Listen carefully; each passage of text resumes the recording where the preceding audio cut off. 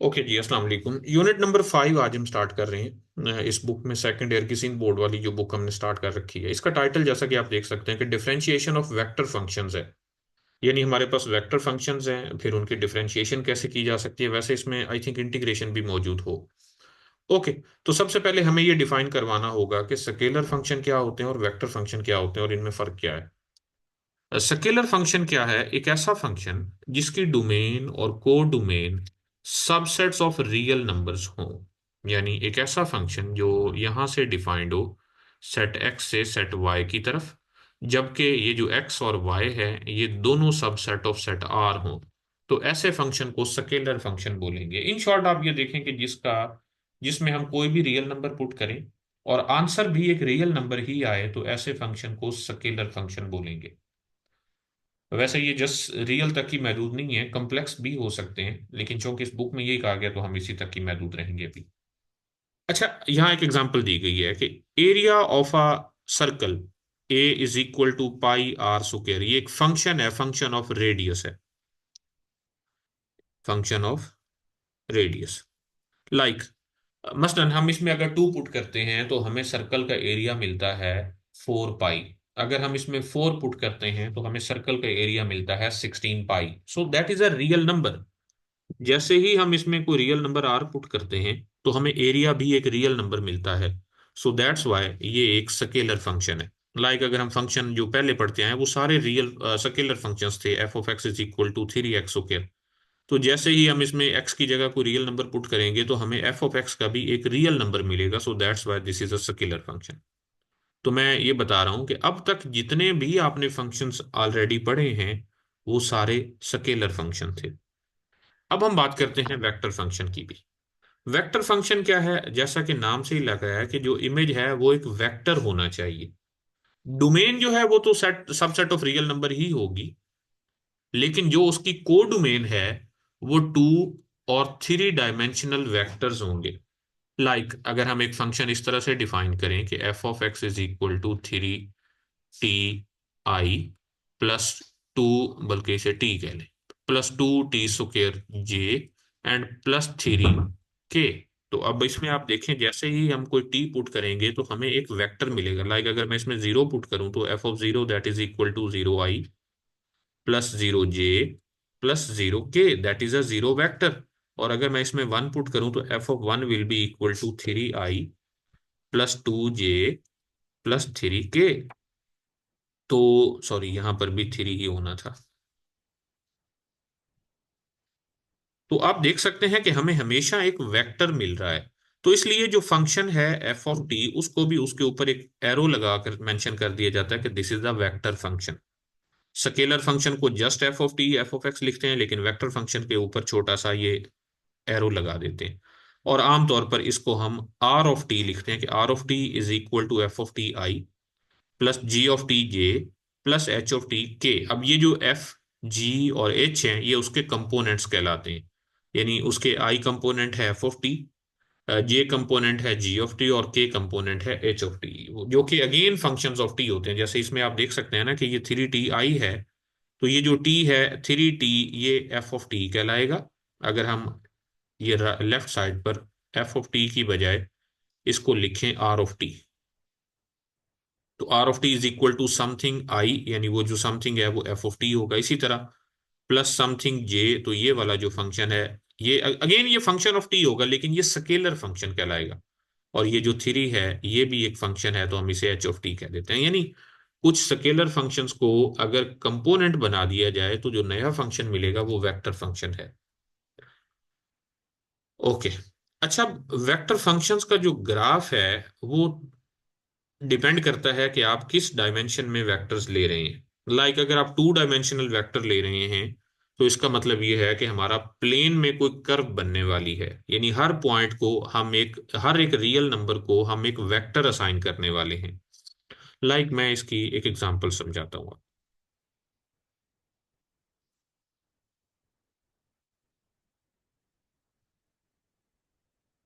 For example हम एक function define करवाते हैं कि एफ ऑफ टी, बल्कि sorry, R of T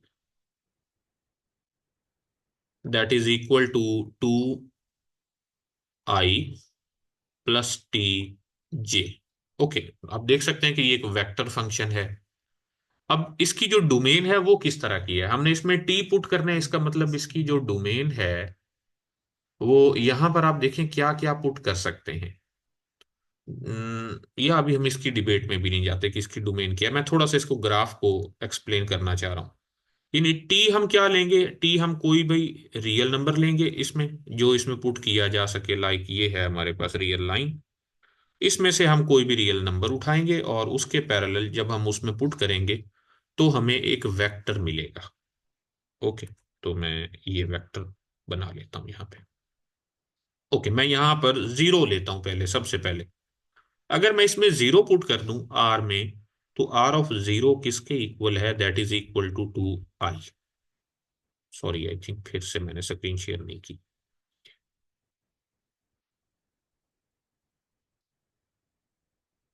okay, ये स्क्रीन है।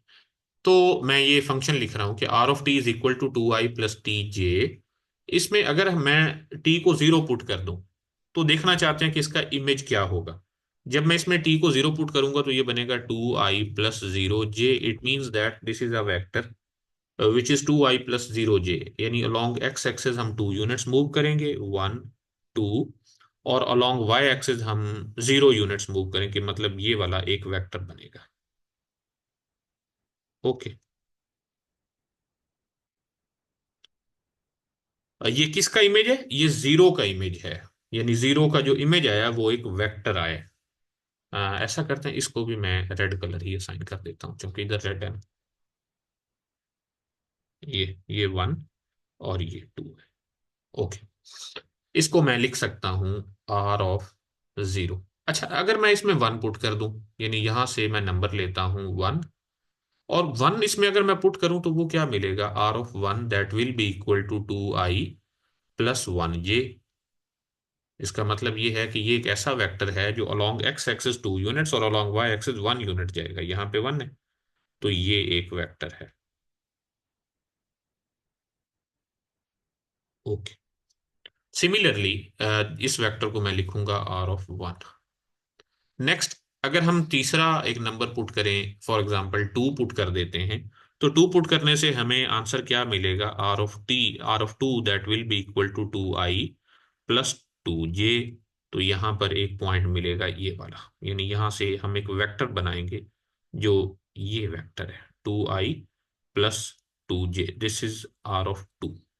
ओके, सिमिलरली अगर मैं इसमें पुट कर दूं 3, तो हमें यहां से नंबर मिले, वेक्टर मिलेगा R(3) which is equal to 2i+3j। So again मिल तो एक वेक्टर ही रहा है ना। ये अगर एक पॉइंट हम लें 2 3, तो इसको हम इसके साथ मिला देंगे तो ये एक वेक्टर बनेगा जो कि है R(3). तो इस तरह आप देख रहे हैं कि हर पॉइंट से हमें एक वेक्टर मिल रहा है। तो जैसे जैसे टी, अब जरा आप गौर करें, रेड से हम जैसे ही ग्रीन की तरफ गए तो हमारा जो पॉइंट है, जो वेक्टर है, वो कहां से किधर चला गया, इस 2 से ऊपर की तरफ चला गया, इस पॉइंट की तरफ। ओके, जब हम फिर ग्रीन से येलो की तरफ गए तो हम थोड़ा और ऊपर चले गए, और फिर इस तरह से थोड़ा और ऊपर चले गए। तो इस तरह इसके जो इमेजेस को अगर हम मिला दें, उनकी टेल को मिला दें, तो यहां पर एक स्ट्रेट लाइन बनने वाली है। तो ये वेक्टर वैल्यूड फंक्शंस का काम होता है, यानी जो वेक्टर फंक्शंस हैं उनकी अगर हम हेड को मिला दें तो वहां से एक कर्व बनती है। क्योंकि हम 2 डायमेंशनल वेक्टर्स की बात कर रहे हैं इसलिए ये प्लेन में कर्व बनी है।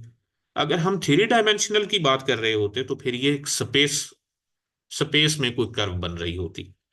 तो यहां पर मेरा ख्याल है इतना ही बता देना काफी। यानी यहां से रियल लाइन पर जीरो से हमने उठाया, जीरो का इमेज एक वेक्टर, 1 का इमेज भी एक वेक्टर, इसी तरह 1.5 का इमेज भी एक वेक्टर, 2.7 का इमेज भी एक वेक्टर। अब सवाल ये पैदा होता है कि हम इसमें किस तरह के रियल नंबर्स पुट कर सकते हैं।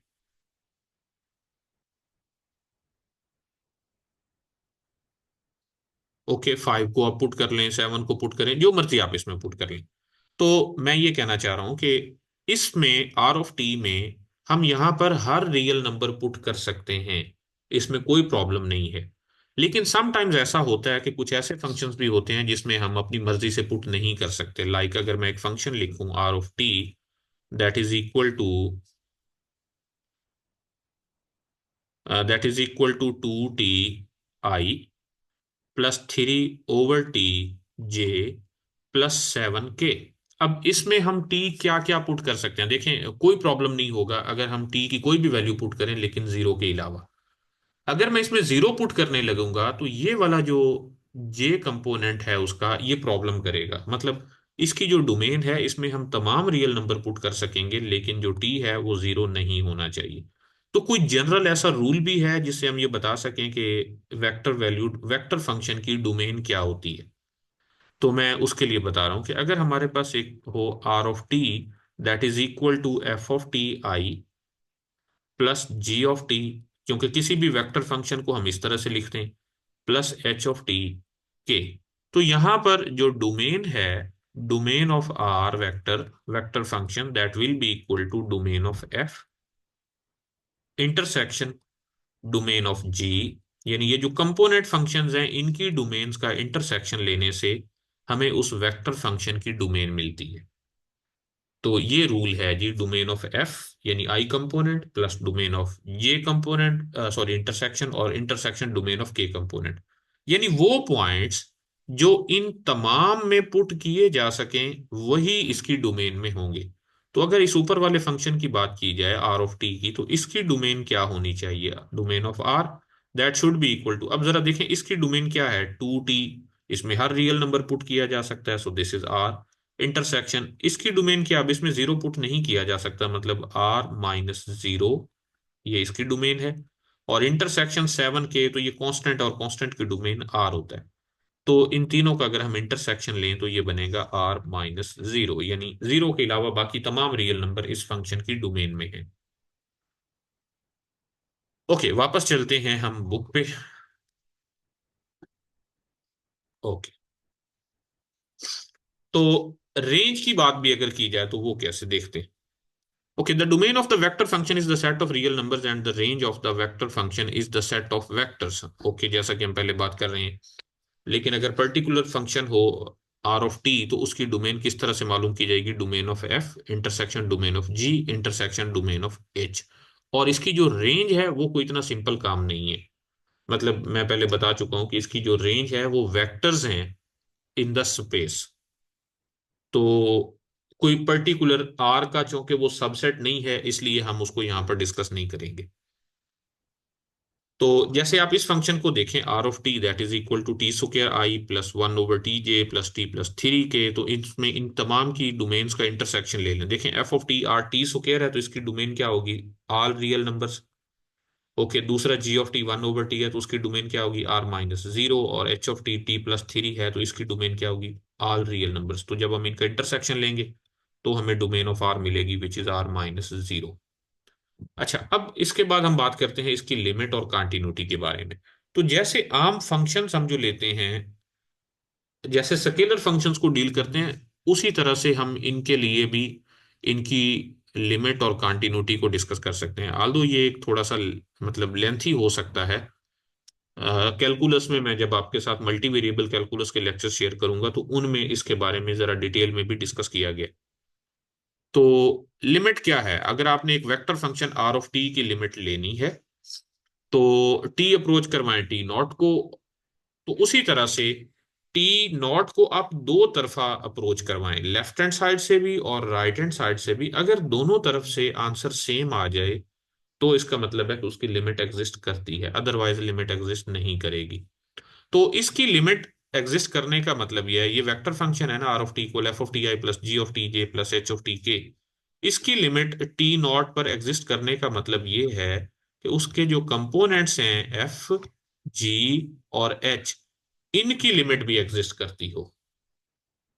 ओके, किसी टी नॉट पर इस वेक्टर फंक्शन की लिमिट तब एग्जिस्ट करेगी जब उसके कंपोनेंट्स की लिमिट भी एग्जिस्ट करेगी। ओके, यानी आर ऑफ टी की अगर आपने लिमिट इवेलुएट करनी है टी नॉट पर, तो क्या करें? आप उसके तमाम कंपोनेंट्स की लिमिट सेपरेट सेपरेट इवेलुएट कर लें।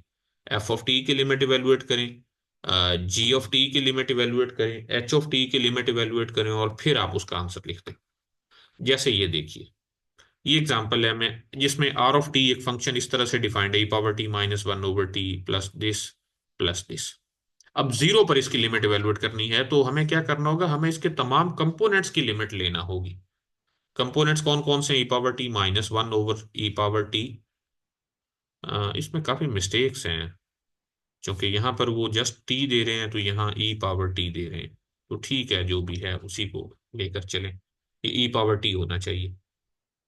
अच्छा, तो क्या करते हैं, उसके जो कंपोनेंट्स हैं उन तमाम की सेपरेट सेपरेट लिमिट इवेलुएट कर लेते हैं। तो जो वहां से आंसर आएगा, और लिमिट इवेलुएट करना आप जानते हैं। यहाँ पर चूंकि कंपटीशन का एग्जाम है, तो आप लॉपिटल रूल का बेदरेग इस्तेमाल कर सकते हैं। तो e power t minus t divided by e power t, अगर हम इसमें टी को जीरो पुट कर दें तो ये बनेगा ई पावर टी। डायरेक्ट आप पुट कर सकते हैं, so that will B one over one. इसी तरह इस पर लॉपिटल रूल अप्लाई कर लें, और इस पर जरूरत नहीं है, तो ये जस्ट थ्री ओवर वन बनेगा। तो जो आंसर आया वो ये है, i plus one over two j plus three k, तो ये उसकी लिमिट है। अच्छा, अब लिमिट के जो रूल्स हम स्केलर फंक्शंस में पढ़ते हैं, सेम यहां पर भी वैलिड है। यानी sum of limit is limit of sum, the difference of limit is limit of difference. यानी अगर वेक्टर फंक्शंस भी वहां पर ले लिए जाएं, स्केलर फंक्शन लिए जाएं या वेक्टर लिए जाएं, दोनों के लिए लिमिट रूल्स सेम होंगे। इसी तरह प्रोडक्ट के लिए भी दो फंक्शन अगर मल्टीप्लाई हो रहे हैं और आपने उनकी लिमिट लेनी है, तो उन दोनों की लिमिट लेकर उनको मल्टीप्लाई कर लें, नो प्रॉब्लम। लेकिन चूंकि हम वेक्टर्स की बात कर रहे हैं, इसलिए यहां पर दो किस्म के वेक्टर्स के प्रोडक्ट हैं। ना सिर्फ डॉट प्रोडक्ट बल्कि वेक्टर प्रोडक्ट भी है। तो अगर दो वेक्टर वैल्यूड फंक्शंस का या वेक्टर फंक्शंस का क्रॉस प्रोडक्ट हो, और फिर उसकी लिमिट इवेलुएट करनी हो, तो फिर क्या करें, आप उन दोनों का क्रॉस प्रोडक्ट ले लें और फिर उनकी लिमिट ले लें, या उनकी लिमिट ले लें और फिर उनका क्रॉस प्रोडक्ट ले लें, दैट विल बी सेम। यानी क्रॉस प्रोडक्ट और लिमिट आपस में इंटरचेंज हो सकते हैं। इसी तरह अगर आपके पास दो फंक्शन इस तरह से हों कि एक स्केलर फंक्शन हो एच ऑफ टी, और एक वेक्टर फंक्शन हो एस ऑफ टी, वो दोनों आपस में मल्टीप्लाई हो रहे हो और उसकी लिमिट लेना हो, तो आप क्या करें, स्केलर फंक्शन की लिमिट अलग ले लें और वेक्टर फंक्शन की लिमिट अलग ले लें। यानी जहां दो वेक्टर फंक्शंस की लिमिट अलग अलग ली जा सकती है, उसी तरह अगर एक स्केलर और एक वेक्टर फंक्शन हो, तो वहां पर भी उन दोनों की लिमिट अलग अलग ली जा सकती है। जैसे इस एग्जांपल में देखिए, हमें कुछ वेक्टर फंक्शंस दिए गए और एक स्केलर फंक्शन दिया गया है। ये u है, ये v, दो वेक्टर फंक्शंस हैं। और h ऑफ t ये एक स्केलर फंक्शन है। आप देख सकते हैं इसमें जस्ट t प्लस थ्री है, तो कोई वेक्टर इन्वॉल्व नहीं है। तो इनकी लिमिट इवेलुएट करनी है, u of t minus v of t। आप चाहें तो इनका पहले डिफरेंस ले लें और फिर उसकी लिमिट ले लें, या उन दोनों की अलग अलग लिमिट लेकर उनका डिफरेंस ले लें। इसी तरह से बाकी तमाम में भी किया जा सकता है। ये देखें, जैसे u of t minus v of T की लिमिट इवेलुएट करनी है, तो उनकी अलग अलग लिमिट ली गई है। यानी limit of you of T की वैल्यू पुट करें, टी क्यूब आई माइनस थ्री जे, तो कंपोनेंट वाइज लिमिट है, तो टी क्यूब यानी थ्री क्यूब आई माइनस थ्री जे। और माइनस, अब लिमिट वी ऑफ टी, तो ये वी ऑफ टी है थ्री टी स्क्र आई माइनस के, तो उसकी लिमिट लेंगे तो थ्री इंटू थ्री स्क्र आई माइनस के, और उसको सॉल्व करेंगे तो ये माइनस थ्री जे प्लस के बन जाएगा। इसी तरह से डॉट प्रोडक्ट के लिए भी लिमिट ली जा सकती है, क्रॉस प्रोडक्ट के लिए भी, और उनके स्केलर मल्टीपल के लिए भी। अच्छा, इसके बाद हम बात करते हैं उसकी कॉन्टिन्यूटी की।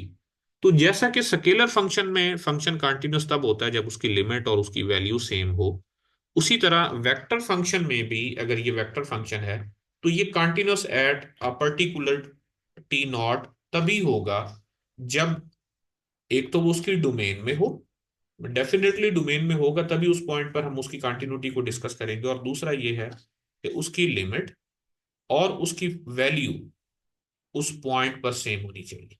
यानी अगर हम टी नॉट पर उसकी कंटिन्यूटी को चेक करना चाह रहे हैं, तो टी नॉट पर वेक्टर फंक्शन की value r of t not और limit of r of t at t equal t not, ये दोनों अगर सेम होंगे, तब हम कहेंगे कि वो फंक्शन कंटिन्यूस है। और अगर एक फंक्शन कंटिन्यूस होगा, तो उसके तमाम कंपोनेंट्स भी कंटिन्यूस होंगे।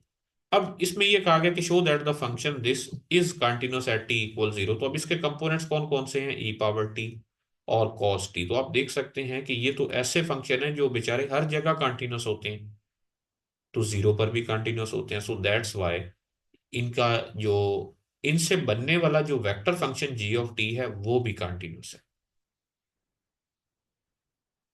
ओके, नेक्स्ट है show that the function are of T equal t mod i plus one over t plus one j is continuous at t equal zero. तो अब इसके कंपोनेंट्स देखें कौन कौन से हैं। एक है टी मॉड।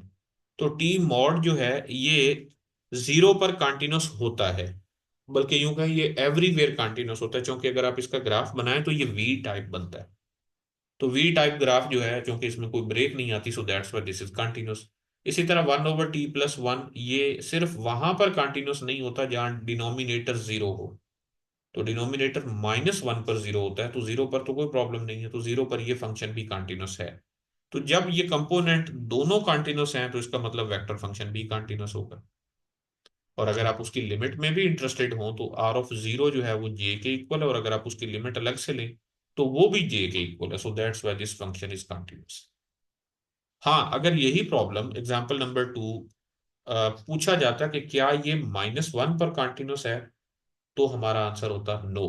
क्यों? क्योंकि उसका जो सेकंड कंपोनेंट है वो माइनस वन पर कंटिन्यूस नहीं है, क्योंकि हम उसमें माइनस वन पुट ही नहीं कर सकते, माइनस वन पर उसकी कोई वैल्यू ही नहीं आती। सिमिलरली ये जो फंक्शन है इसमें इसका पहला कंपोनेंट है वन ओवर टी स्क्वायर, दूसरा कंपोनेंट है टू टी, और तीसरा कंपोनेंट है जस्ट थ्री। तो ये तीनों फंक्शंस वन पर कंटिन्यूस होते हैं, so that's why this function is continuous. लेकिन अगर ये जीरो पर कहा जाता तो ये जीरो पर कंटिन्यूस ना होता। क्यों? क्योंकि उसका ये जो पहला कंपोनेंट है वन ओवर टी स्क्वायर ये जीरो पर कंटिन्यूस नहीं होता। तो यहां तक तो बात थी लिमिट और कंटिन्यूटी की। अब इसके बाद अगर हम बात करें डेरिवेटिव की, तो सेम वही रूल यहां पर भी लगते हैं जैसे वहां पर मतलब हमारा स्केलर फंक्शन में यूज हो रहे थे।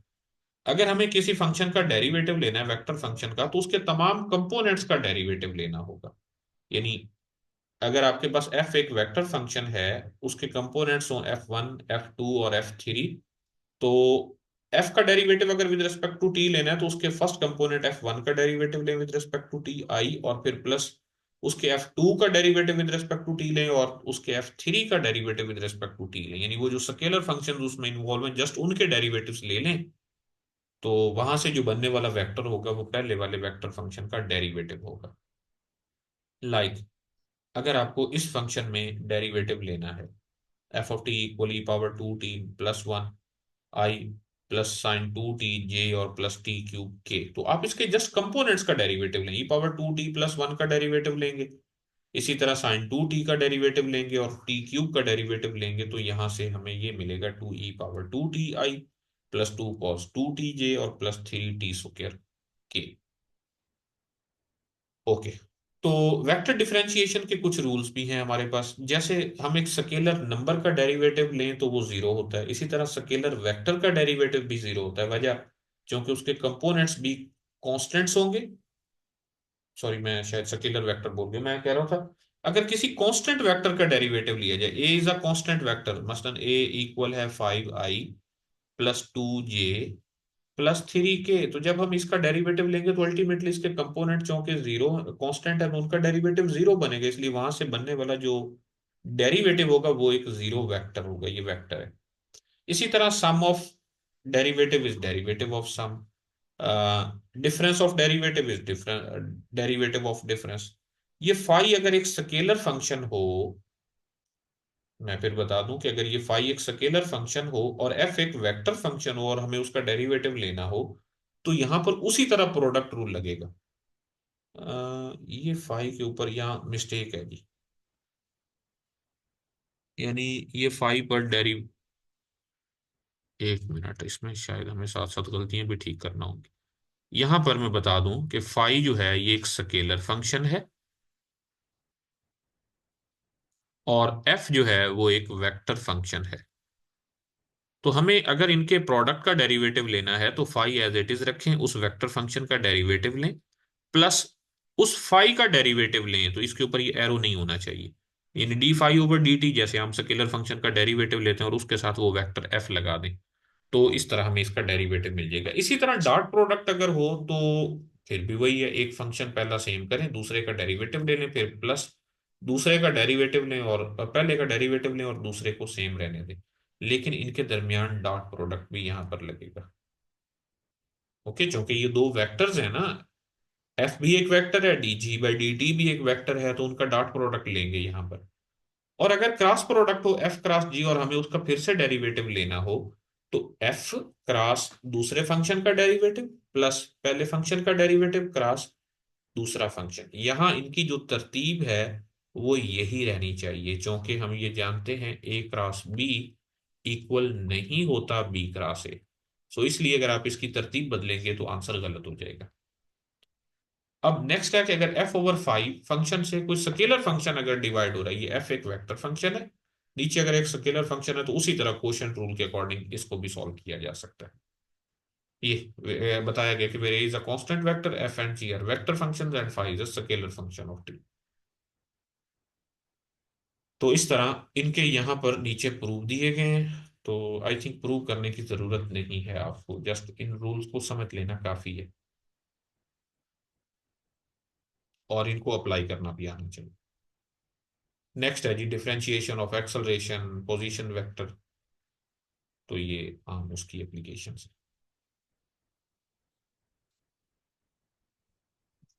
जी, तो यहाँ हमारा ये चैप्टर भी मुकम्मल हुआ और इस मीटिंग का टाइम भी खत्म होता है। तो अगर आपका कोई क्वेश्चन है तो आप मुझसे यहीं पर पूछ सकते हैं, और अगर टाइम खत्म हो जाए तो ग्रुप में भी वॉइस नोट कर सकते हैं। जी।